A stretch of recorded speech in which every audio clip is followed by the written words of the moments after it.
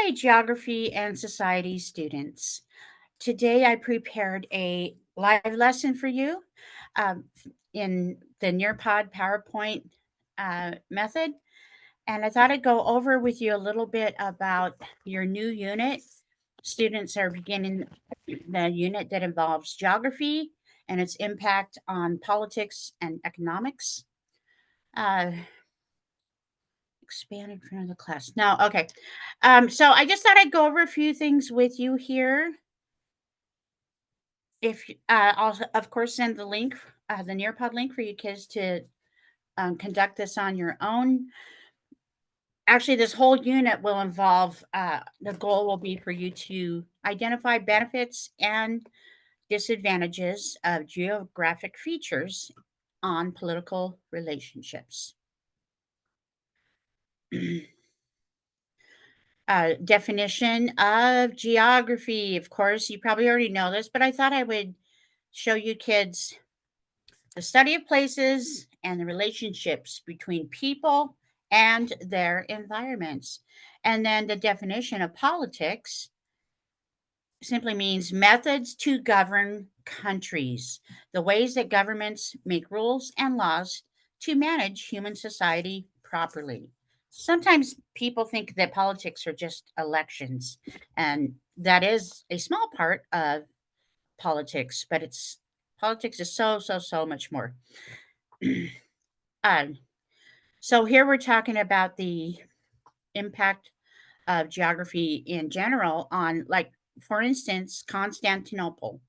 Of course, for years that great city was called Istanbul, and it was the center for hundreds of years. The Ottoman Turks had controlled that, and it is still part of Turkey. But anyway, there's a little sliver of natural land there that goes between the Mediterranean Sea to the Black Sea.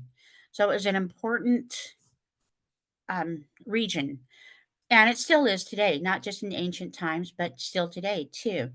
And remember how mountains create barriers that impacts politics too and governments. Transportation, the best form of transportation, natural transportation anyway, the easiest and the fastest is via water. Oftentimes rivers, sometimes oceans. Of course, modern day, we have lots of types of transportation, but we still take advantage of the ease of transporting people or cargo on water. And that does impact politics. Of course, natural resources impacts nations and their uh, and political and economic structures. For instance, Great Britain had lots of coal reserves. For some reason, that island just had lots of coal underneath the surface, and that helped fuel the Industrial Revolution. And of course, some nations' borders are based on physical features, and that does impact political relationships and treaties. Let's go to the next slide.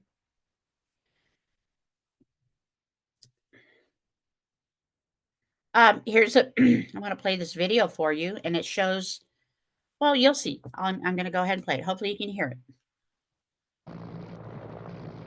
A spectacular attack by Houthi rebels under the blazing sun of the Red Sea.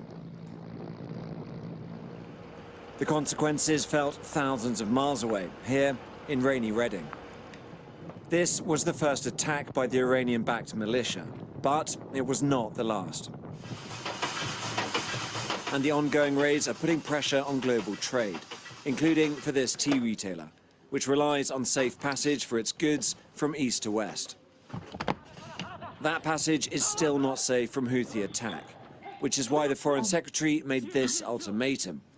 The clear message here, and over 10 countries have signed a statement saying to the Houthis, these attacks are unacceptable, they're illegal, and they've got to stop. And if they don't stop, action will be taken.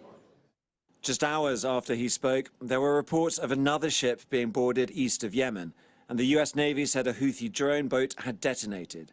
The seizure of the Galaxy leader on the 19th of November was the first attack, but there have been 47 reported incidents in total, a term that also takes in interceptions of Houthi attacks by the US and the UK. Now, they include physical damage from drones and missiles, direct approaches by Houthi boats, one instance of boarding, sightings of Houthi. All right, I'm going to go ahead. That's a good video. When I send the link to you, you can watch the rest of it. And, of course, conflict impacts politics and economics greatly, but also the type of geography where that nation sits. I'm also going to, oh, by the way, China, this has a fair amount of information of China and India. Of course, they have a huge, huge mountain range separating them, the Himalaya Mountains, the tallest in the world. Well, here, let's keep going. There's one particular page I thought was really cool for you kids to do. Go ahead and complete this one. This shows some interesting features also. East Asian population, far more densely populated areas. Of course, India is now the most populated nation on Earth. It surpassed China about a year and a half ago. So, but they both have huge populations. There's some more here. The main page I wanted to show you kids. A lot of fun things there too. This coming up, like I said, India and China again. You don't, of course, have to do all this. I always leave it to where kids can skip certain places if they'd like. However, I do want to show you. This. I don't have this often in my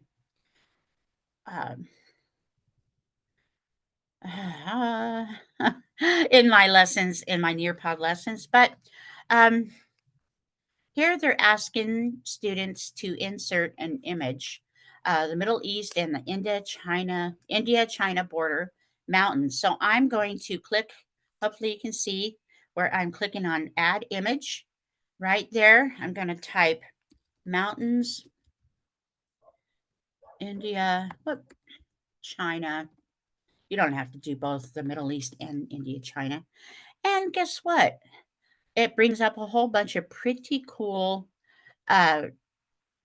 photos for me that I can embed, or that you can embed too, students can embed. And maybe I will show, like I said, that is the tallest mountain range in the world. So students would put it over here and right there. And then so on. And then oil reserves in the Middle East and China. Again, I'm going to click add image. See there at the bottom.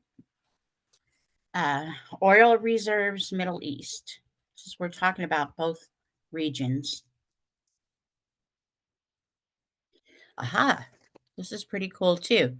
One map shows the richest oil reserves of known oil reserves. Looks like, let's just go ahead and choose that one. Just choose any. It's going to come up and you're going to have to adjust it a little to fit into the column, which they made it a little bigger actually, but there we go. And so on. Oh, that is kind of a cool photo because it does show, Saudi Arabia has the richest oil reserves, but nearby, Iran has quite a bit too, and Iraq, and so on. Anyway, I'm going to go ahead and stop sharing, come back to class, and just encourage you kids to conduct those activities. And there's also a drag and drop activity. Please reach out if you have questions. You do have an upcoming portfolio. It's an interesting one too, and I'd be happy to help kids if they need help with it. Contact me, click that webmail link, and let me know you'd like to schedule an appointment, or just on your homepage, it should also have my booking link. All right. Have a terrific rest of your day. Thanks for watching. Bye-bye.